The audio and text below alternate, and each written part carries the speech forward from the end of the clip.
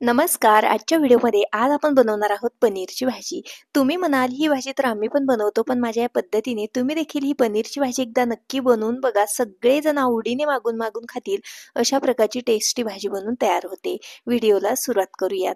पनीरची भाजी बनवण्यासाठी या इथं मी 200 ग्रॅम इतका पनीर घेतलेला आहे. हा पनीर आपल्याला पीसेसमध्ये कट करून घ्यायचा आहे. या पनीरच्या भाजीमध्ये पनीरचे पीस मी थोडेसे मोठे आणि पातळ साईजचे ठेवणार आहे.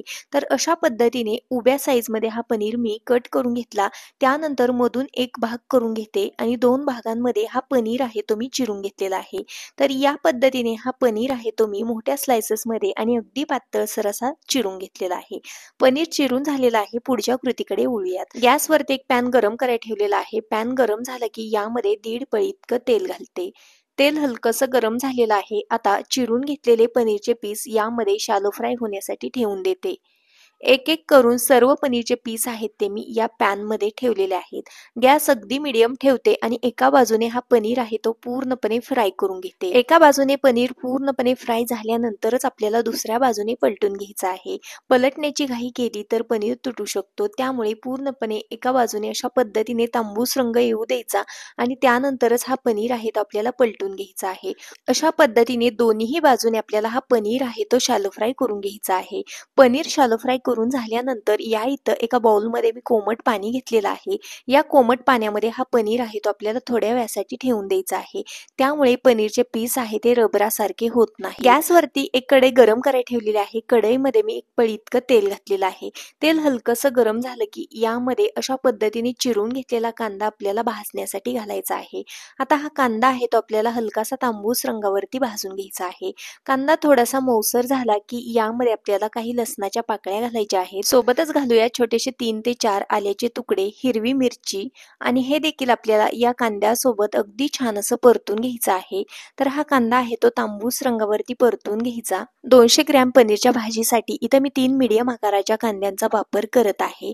तर या ठिकाणी हा कांदा आहे तो अशा पद्धतीने मी तांबूस रंगावरती भाजून घेतलेला आहे.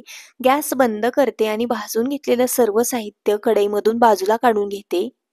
कांदा, लसूण, आलं आणि हिरवी मिरची इथं आपण भाजून पूर्णपणे थंड करून घ्यायचं आहे आणि त्यानंतर हे सर्व साहित्य आपल्याला एका मिक्सरच्या भांड्यामध्ये काढून घ्यायचं आहे.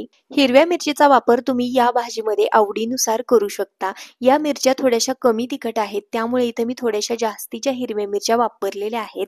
भाजून घेतलेलं सर्व साहित्य मिक्सरच्या भांड्यामध्ये काढून घेतलेलं आहे. त्यानंतर या इथं मी अर्धा वाटी इतका पुदिना घेतलेला आहे. हा पुदिना आपल्याला यामध्ये घालायचा आहे. त्याचबरोबर या इथं मी एक वाटी भरून इतकी फ्रेश कोथिंबीर घेतलेली आहे. देठासकट आपल्याला इथं कोथिंबीरीचा वापर करायचा आणि हे सर्व साहित्य आपल्याला मिक्सरला बारीक करून घ्यायचं आहे. आवश्यकतेनुसार थोड्या पाण्याचा वापर करून अशा पद्धतीने हे वाटण आपल्याला बनवून घ्यायचं आहे. गॅसवरती साहित्य भाजून घेतलेली कढई पुन्हा एकदा गरम करण्यासाठी ठेवलेली आहे. यामध्ये मी फोडणी करता साधारणपणे 2 ते 2.5 पळी इतकं तेल घातलेलं आहे. तेल हलकंसं गरम झालं की यामध्ये काही खडे मसाले घालूयात. यामध्ये अर्धा चमचा जिरे घेतले, एक तमालपत्र, एक छोटासा दालचिनीचा तुकडा, 2 सुगंध वेलची, 4 ते 5 लवंगा, 4 ते 5 मिरे घेतलेला आहे. हे साहित्य आपल्याला या तेलामध्ये घालायचं. सोबतच बनवून घेतलेलं वाटण घालूयात. आता हे वाटण देखील आपल्याला या फोडणीमध्ये व्यवस्थित असं परतून घ्यायचं आहे. थोड्या वेळासाठी हे वाटण आपल्याला तेल सुटेपर्यंत परतून घ्यायचं आहे. त्यानंतर यामध्ये काही सुके मसाले घालूयात. यामध्येच मी 1 चमचाभर इतकी लाल मिर्च पावडर घेतलेली आहे, पाव चमचा हळद पावडर, 1 चमचा धना पावडर, अर्धा चमचा गरम मसाला घेतला आणि चवीनुसार मीठ घातलेलं आहे. घातलेले सर्व सुके मसाले या फोडणीमध्ये व्यवस्थित असे मिक्स करून घेऊयात. वाटणामध्ये हिरव्या मिरचीचा वापर केल्यामुळे फोडणीमध्ये मी इथं कमीच लाल मिर्च पावडर वापरलेली आहे. त्यानंतर मिक्सरचं भांडं विसून अर्धा वाटी इतकं पाणी आपल्याला या फोडणीमध्ये घालायचं आहे. त्यानंतर ही फोडणी एकदा व्यवस्थित परतून घ्यायची आहे. फोडणीला छान असं तेल सुटलेलं आहे. यामध्ये आपल्याला पाव वाटीभर इतकं दही घालायचं आहे. तर इथं आपल्याला फ्रेश दह्याचाच वापर करायचा आहे. घेतलेलं दही आपल्याला चमच्याने व्यवस्थित असं फेटून घ्यायचं आणि त्यानंतर या फोडणीमध्ये घालायचं आहे. दही घातल्यानंतर ही फोडणी एकदा व्यवस्थित मिक्स करायची आहे. सोबतच इथं मी अगदी 2 ते 3 चमचे इतकी फ्रेश क्रीम घेतलेली आहे. ती देखील आपल्याला या फोडणीमध्ये घालायची आहे. फ्रेश क्रीममुळे आपली ग्रेव्ही आहे ती अगदी छान क्रीमी लागते, टेस्टी लागते. आता दही आणि फ्रेश क्रीम आपल्याला या फोडणीमध्ये अगदी व्यवस्थित असं मिक्स करायचं आहे. गॅस अगदी लो ठेवायचा आहे. त्यानंतर याच्यावरती झाकण ठेवूयात आणि अगदी 2 मिनिटासाठी लो गॅसवरती आपल्याला याला शिजवून घ्यायचं आहे. 2 मिनिटानंतर याच्यावरचं झाकण काढायचं आहे. याला रंग छान आलेला आहे, तेल पण सुटलेलं आहे. आता हे मसाले पुन्हा एकदा व्यवस्थित हलवून घ्यायचे आणि त्यानंतर आपल्याला यामध्ये गरम केलेलं पाणी घालायचं आहे. कन्सिस्टन्सी मेंटेन करण्यासाठी जेवढं पाणी लागतं तेवढंच पाणी आपल्याला यामध्ये घालायचं आहे. जास्तीचं पाणी घालायचं नाही. ग्रेव्हीला हलकीशी उकळी काढायची आहे आणि त्यानंतर पाण्यामधले सर्व पनीरचे पीस आपल्याला या ग्रेव्हीमध्ये काढून घ्यायचे आहेत.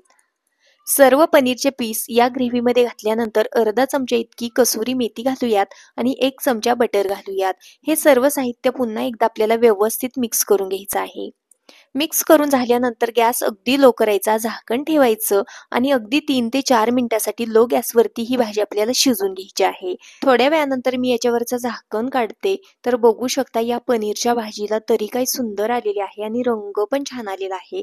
एकदा ही भाजी मी व्यवस्थित अशी मिक्स करून घेते. त्यानंतर बघू शकता या भाजीची कन्सिस्टन्सी आहे ती अगदी परफेक्ट आलेली आहे. त्यानंतर यात आपली मस्त अशी चमचमीत हैदराबादी पनीरची भाजी बनवून तयार झालेली आहे. ही भाजी सर्व्ह करण्यासाठी मी एका प्लेटमध्ये काढून घेते. या भाजीसोबत खाण्यासाठी इथं मी जीरा राईस बनवलेला आहे. सोबतच इथं मी नान बनवून घेतलेले आहेत. तर अशी होती आजची ही आपली चमचमीत व्हेज थाळी.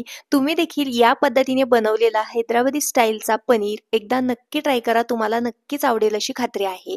आजचा व्हिडिओ थोडा जरी आवडलेला असेल तर व्हिडिओला प्लीज एक लाईक नक्की करा. चॅनलवरती नवीन असाल तर सबस्क्राईब करा. पुन्हा भेटू आपण अशाच एका नवीन आणि छानशा रेसिपी सोबत. तोपर्यंत बाय बाय.